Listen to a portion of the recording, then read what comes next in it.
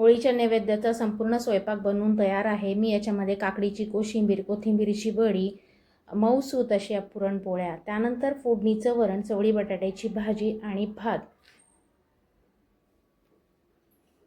नमस्कार, स्वागत आहे तुमचं माझ्या आणखीन एका कुकिंग ब्लॉगमध्ये। आज मी होळीच्या नैवेद्यासाठी संपूर्ण स्वयंपाक करणार आहे। त्याच्यामध्ये मऊसूत अशी पुरणपोळी, त्यानंतर काकडीची कोशिंबीर, चवळी बटाट्याची भाजी, कोथिंबीर वडी, भात आणि फोडणीचं वरण। चला तर बनवायला सुरुवात करूया। सगळ्यात आधी आपण इथे पुरण शिजवून घेऊया।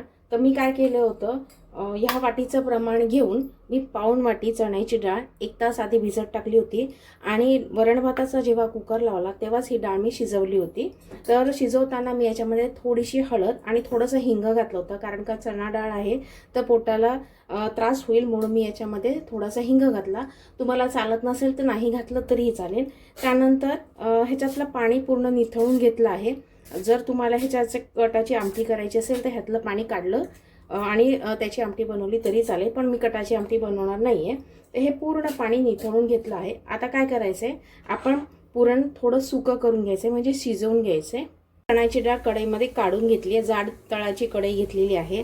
आता मी ही स्मॅशरने हे अशी पहिले मोडून घेते, म्हणजे आपल्याला परत चाळायची किंवा पुरण यंत्रामध्ये बारीक करायची गरज पडणार नाही। याच्यामध्येच ही पूर्ण बारीक होऊन जाईल।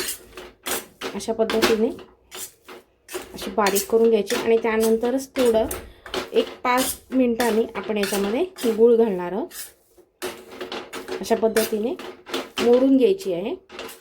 जर तुमच्याकडे पुरण यंत्र किंवा जी पुरणाची चाळणी असेल त्याच्यामध्ये गाळून घेतलं तरीही चालेल, पण असं केल्याने काही गरज वाटणार नाही तुम्हाला परत चाळण्याची।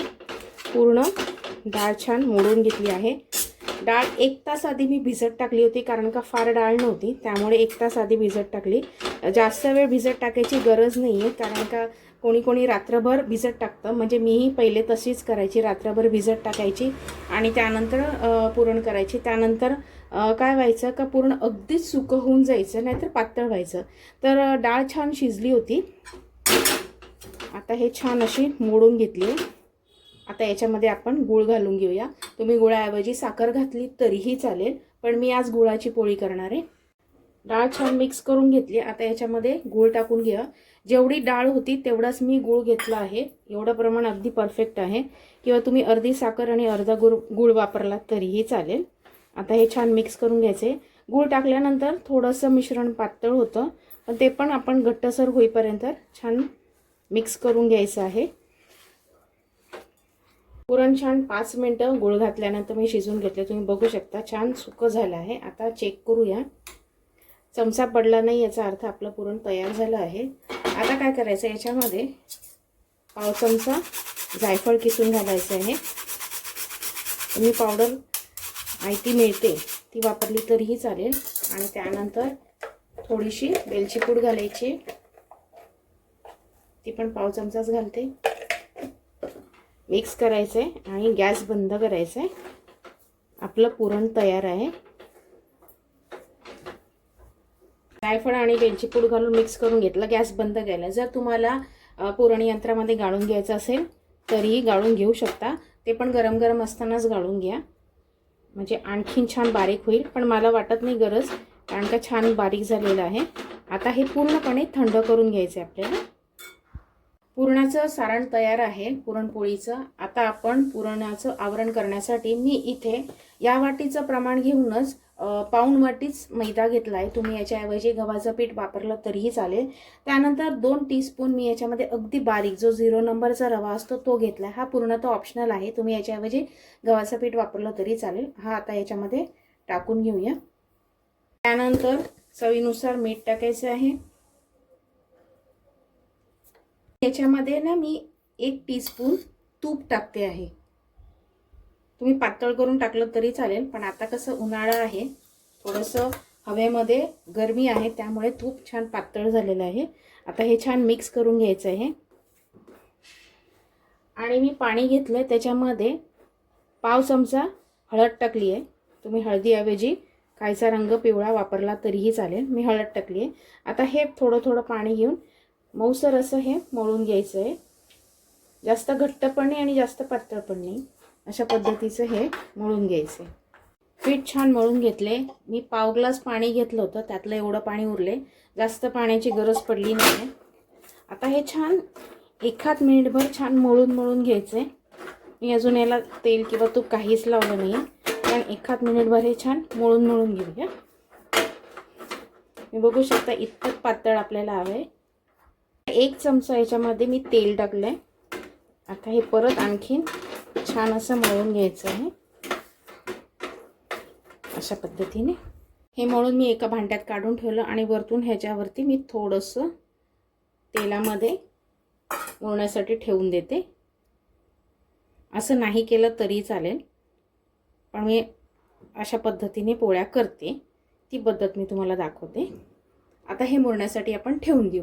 आता वरण फोडणीला टाकून घेऊया. तर मी अर्धा कप तुरीची डाळ शिजवून घेतली होती. शिजताना त्याच्यामध्ये थोडीशी हळद, थोडंसं हिंग आणि एक मध्यम आकाराचा टोमॅटो बारीक चिरून घातला होता. बारीक पण नाही, असा मोठ्या साईजने कापला होता. आता हे छान आपण मिक्स करून घेऊया. फोडणी घालण्यासाठी मी 1 चमचा तेल गरम करण्यासाठी ठेवलं होतं. आता त्याच्यामध्ये 1 चमचा जिरं टाकायचं आहे. याच्यामध्ये मी जिरं थोडंसं जरा जास्त वापरते, कारण का जिऱ्याची फोडणी देणार आहे म्हणून. तुम्ही मोहरी वापरली तरी चालेल, म्हणजे राई वापरली तरीही चालेल. आता 3 ते 4 मिरच्या मी हिरव्या कट करून घेतल्या, त्या टाकून घ्या. तिखट तुम्ही तुमच्या आवडीनुसार कमी जास्त करू शकता. मिरच्या छान फुलल्या पाहिजेत. तर त्याच्यामध्ये पाव चमचा हिंग घालायचं आहे. वरणाला फोडणी छान खमंग अशी बसली ना, तर वरण खायला खूप टेस्टी लागतं. आता याच्यामध्ये कढीपत्ता टाकून घेऊया. हे पण छान परतून घ्यायचं. यामध्ये कढीपत्ता छान परतून घेतलाय. आता गॅसची फ्लेम थोडीशी मोठी करायची आहे आणि खमंग अशी फोडणी वरणाला टाकून घ्यायची.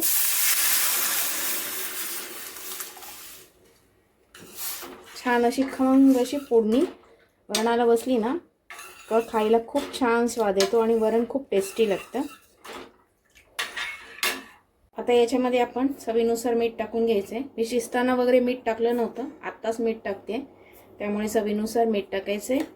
मिक्स करायचं आहे. तुम्ही याच्यामध्ये गूळ वापरला तरी चालेल किंवा साखर वापरली तरी चालेल. मी थोडीशी चिमटीभर साखर टाकते. तुम्ही साखरेऐवजी गूळ वापरा. वरणाला छान उकळी काढून घ्यायची. एक वरण फोडणीचं तयार आहे. वरणाला छान उकळी आली. आता कोथिंबीर टाकून घेऊया शेवटी. फोडणीचं वरण तयार आहे. आता गॅस बंद करते. आता मी इथे कोथिंबीरची वडी करणार आहे. तर त्यासाठी मी थोडीशी कोथिंबीर घेतली आहे. ती स्वच्छ धुतली, निवडली, स्वच्छ धुतली. आता आपण ही कापून घेऊया. कोथिंबीर बारीक कट करून घ्यायची आहे अशा पद्धतीने. मी आज कोथिंबीरची वडी ही थापून करणार आहे, गोळे करणार नाहीये. तर थापूनच करणार आहे. तर कितपत तुम्हाला हवे त्या अंदाजाने तुम्ही कोथिंबीर घ्यायची आहे. ही 1 जुडी कोथिंबीर होती, त्यातली थोडीशी मी भाजीला आणि वरणाला वापरणार आहे. कोथिंबीर कट करून घेतली. आता आपण याच्यामध्ये बेसन टाकून घेऊया. इथे अंदाजे एक अर्धा कप मी बेसन टाकते. गरज वाटली तर आणखीन टाकीन. त्यानंतर 2 चमचे तांदळाचं पीठ टाकते. हे पूर्ण तो ऑप्शनल आहे, पण तांदळाचं पीठ टाकल्याने वड्या छान खुसखुशीत होतात. मी आणखीन 2 ते 3 चमचे तांदळाचं पीठ टाकते, म्हणजे जवळजवळ एकूण पाऊण कप मी याच्यामध्ये बेसन टाकलं आहे. पाऊण कप बेसन टाकलंय. त्यानंतर 2 ते 3 चमचे तीळ टाकते. याच्यात तिखट टाकायचे. 2 चमचे लाल तिखट टाकते. याच्यामध्ये मीठ टाकायचे चवीनुसार. आता मिक्स करायचे आणि थोडं थोडं पाणी घालून थोडंसं पातळसर, म्हणजे थापता येईल अशा पद्धतीने हे मळून घ्यायचे. बघू शकता अशा पद्धतीने हे मी मळून घेतले. मी आणखीन याच्यामध्ये थोडंसं पीठ टाकलं, म्हणजे जवळजवळ एकूण 1 कप आणि त्याच्यावरून वरतून 2 चमचे मी याच्यामध्ये डाळीचं पीठ टाकलं, म्हणजे बेसन टाकलं. ताटलीमध्ये आपल्याला स्टीम करून घ्यायचे. त्याला मी थोडंसं तेल लावलंय आणि आता हे मिश्रण आपण याच्यामध्ये लावून घ्यायचे. ताटलीमध्ये मिश्रण छान थापून घेतलंय. आता वरतून थोडेसे तीळ टाकून घेऊया. हे पूर्ण तर ऑप्शनल नाही, पण दिसायला छान दिसतं म्हणून मी लावून घेते. आणि परत एकदा हे प्रेस करून घ्यायचे, म्हणजे तीळ निघणार नाहीत. तीळ लावून छान प्रेस करून घेतले. आता स्टीमरमध्ये हे स्टीम करून घ्यायचं. हे पाणी ऑलरेडी उकळण्यासाठी ठेवलं होतं. आता हे 10 ते 12 मिनटं किंवा 15 मिनटं आपल्याला हे छान शिजवून घ्यायचे. तुम्हाला वाटलं तर तुम्ही याच्यामध्ये सुरी घालून बघू शकता. आता हे मी 15 मिनटं स्टीम करून घेते. चवळी बटाट्याची भाजी करणार आहे. मी घरातील आमटीची जी वाटी असते तेच वाटीचं प्रमाण घेतलं आहे. तर 1 वाटी मी इथे चवळी काल रात्री भिजत टाकली होती. त्यानंतर एक मोठ्या आकाराचा कांदा मी बारीक चॉपरमध्ये कट करून घेतला आहे. आता मी ही भाजी कुकरमध्ये करणार आहे. तर त्यासाठी मी इथे 2 ते 3 चमचे तेल गरम करण्यासाठी ठेवले. त्याच्यामध्ये एक छोटं तमालपत्र टाकायचं. त्यानंतर हा जो कांदा आहे तो आपण याच्यामध्ये टाकून घ्यायचा.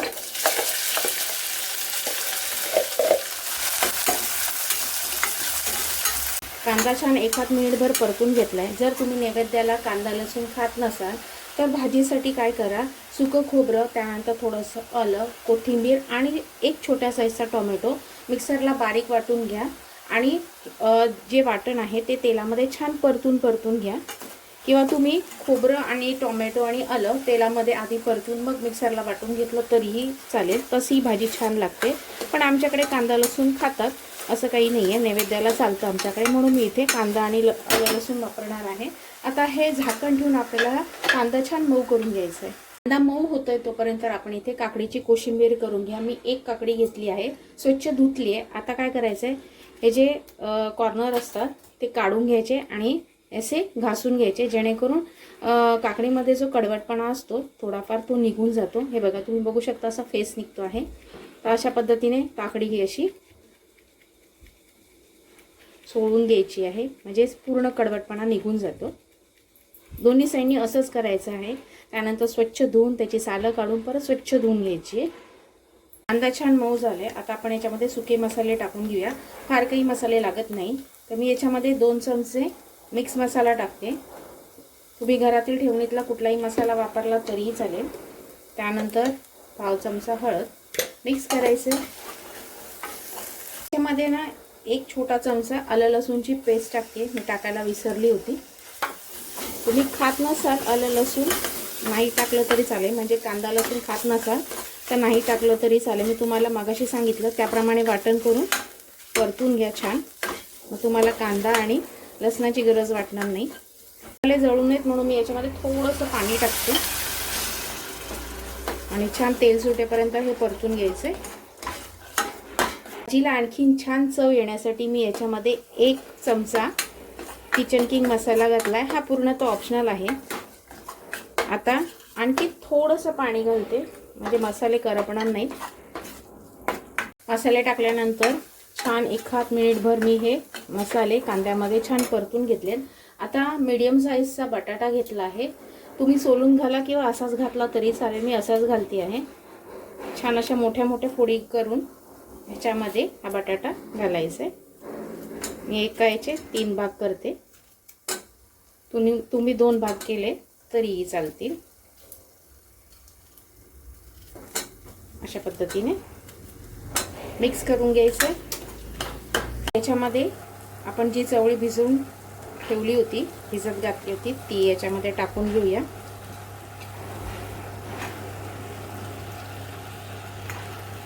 मिक्स करायचे. याच्यामध्ये 1 ग्लास गरम पाणी घालतीये. मिक्स करायचे. त्यानंतर चवीनुसार मीठ सुद्धा टाकून घ्यायचे. कोथिंबीर आणि याला एक छान उकळी काढून घ्यायचे. त्यानंतर कुकरच्या 2 शिट्ट्या काढून घ्यायचे, जास्त नाही. 2 शिट्ट्यामध्ये चवळी छान शिजली जाते. भाजीला उकळी येते तोपर्यंत आपण इथे काकडीची कोशिंबीर करून घ्या. काकडी सोलून घेतली. आता ही एक तर तुम्ही किसून घेऊ शकता किंवा चोचून घ्या. विळी असेल तर ती विळीवरती चोचणं फार सोपं पडतं, पण विळी शक्यतो कोणाकडे नसते. माझ्याकडे आहे पण मी सुरीनेच करते. तर अशा पद्धतीने हे चोचून घ्यायचं आहे. विळीवरती काय करतात, विळीच्या ह्याच्यावरती धारीवरती असं चोचून घेतात, पण मी सुरीनेच करते. छान चोचली जाते. तुम्हाला हवे असल्यास किसून घेतली तरी चालेल. आता हे बघा, अशा पद्धतीने हे मी चोचून घेते. भाजीला छान उकळी आले. आता तळापासून छान ढवळून घ्यायचं आहे. गॅस बारीक करायचा आहे आणि अगदी 2 शिट्ट्या काढून घ्यायच्या. 2 शिट्ट्यामध्ये चवळी छान शिजली जाते. तुम्ही बघू शकता भाजीला किती सुरेख रंग आला. आता झाकण बंद करायचं आहे आणि याच्यात 2 शिट्ट्या काढून घ्यायच्या. काकडी छान चोचून घेतली आहे. आता याच्यामध्ये मिरची टाकून घेऊया. 1 मिरची बारीक कट करून घेतली ती टाकते. त्यानंतर ह्याच्यामध्ये दही टाकायचं आहे. तुम्हाला फोडणी टाकायची असेल तर तीही टाकू शकता, पण मी फोडणी नाही टाकत, मला अशीच आवडते म्हणून मी अशीच ठेवणार आहे. तर 1 चमचा मी दाण्याचा कूट टाकला आहे. हा पूर्ण तो ऑप्शनल आहे, नाही टाकलं तरीही चालेल. आणि मीठ मी अगदी शेवटी टाकणार आहे, म्हणजे पान वाढताना, म्हणजे दह्याला पाणी सुटणार नाही. आता हे छान मिक्स करून घ्यायचं आहे. थोडीशी कोथिंबीर टाकते. काकडीची कोशिंबीर तयार आहे, तुम्ही बघू शकता. वडी पण आपली तयार झाली आहे, तुम्ही बघू शकता. आता ही पूर्णपणे थंड करून घ्यायची आणि त्यानंतर आपण ही तळून घ्यायची. तुम्ही शॅलो फ्राय सुद्धा करू शकता. आता पोळ्या करायला घेऊया. करण्यासाठी मैद्याचा छोटासा गोळा घेतलाय आणि त्याच्या दुप्पट तिप्पट मी पुरणाचा गोळा घेतलाय. आता हे आपल्याला पारी करून घ्यायची. या पद्धतीने पारी करून घेतली का हा पुरणाचा गोळा आत ढकलत हे जे मैद्याचं आवरण आहे ते पुढे पुढे आणायचं आहे आणि अशा पद्धतीने गोळा बंद करून घ्यायचा आहे. हळूहळू थोडं दाबून हे भरून घ्यायचं आहे आपल्याला. पद्धतीने भरून घेतलं की हे जास्तीचं टोक आहे, मी काढत नाही, असंच ठेवते. आणि आता आपण लाटून घेऊया. मी गॅसवरती पॅन गरम करण्यासाठी ठेवलाय. गोळा मी थोडासा तापून घेतलाय. मी तेलावरतीच लाटते, तुम्ही तांदळाच्या पिठावरती लाटलं तरीही चालेल. आता हे छान तेलावरती मी लाटून घेते.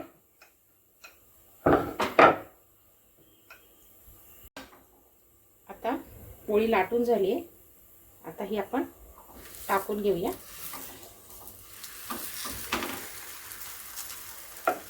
मस्त पोळी एका साईडने भाजून घेतली. आता पलटी करून घेतली. आता वरतून छान तेल किंवा तूप लावायचे. मी तेलच लावते.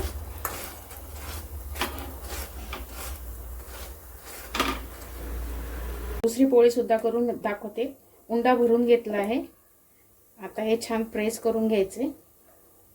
हातानेच पहिले प्रेस करायचं, म्हणजे पूर्ण सगळ्या बाजूने पसरलं जातं. पोळी सुद्धा आपली तयार झाली आहे. आता ही मी काढून घेते आणि थोडंसं तेल लावायचं आहे आणि छान हलक्या हाताने लाटून घ्यायची. आता आपण परत दुसरी पोळी ठेवून घेऊया.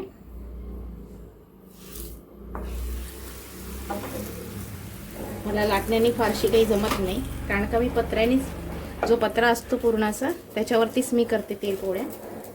मी लाटण्याने पहिल्यांदाच ट्राय केली आहे. मी तुम्हाला बोलली होती मी लाटण्यावरती पोळी कशी करायची मी ट्राय करीन, पण मी ट्राय केली. थोडीशी मला जमली, थोडीशी नाही जमली, पण काहीच हरकत नाही.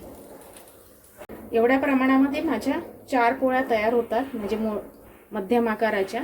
मध्यम म्हटलं तरी चालेल किंवा थोड्याशा मोठ्या म्हटलं तरी चालेल. आता एक साईड झाली आहे, दुसरी साईड पलटी करून घेऊया आणि दोन्ही साईडनी छान भाजून घ्यायची पोळी. नैवेद्याचा संपूर्ण स्वयंपाक बनवून तयार आहे. मी याच्यामध्ये कांदा लसूण वापरले, कारण का आमच्याकडे कांदा लसूण चालतो. जर तुमच्याकडे नैवेद्याला कांदा लसूण चालत नसेल तर मी चवळी बटाट्याची भाजी बनवताना कांदा लसूण विरहित कशी बनवायची हे सांगितलं आहे. जाऊन नक्की चेक करा आणि या होळीला तुम्ही ही थाळी नक्की ट्राय करा. कसा वाटला आजचा कुकिंग ब्लॉग कमेंट करून नक्की सांगा. जर तुम्हाला माझे कुकिंग ब्लॉग आवडत असतील तर लाईक नक्की करा. पुन्हा भेटूया अशा छानशा कुकिंग ब्लॉग बरोबर. तोपर्यंत धन्यवाद आणि सगळ्यांना होळीच्या आणि धुळवडीच्या खूप खूप शुभेच्छा.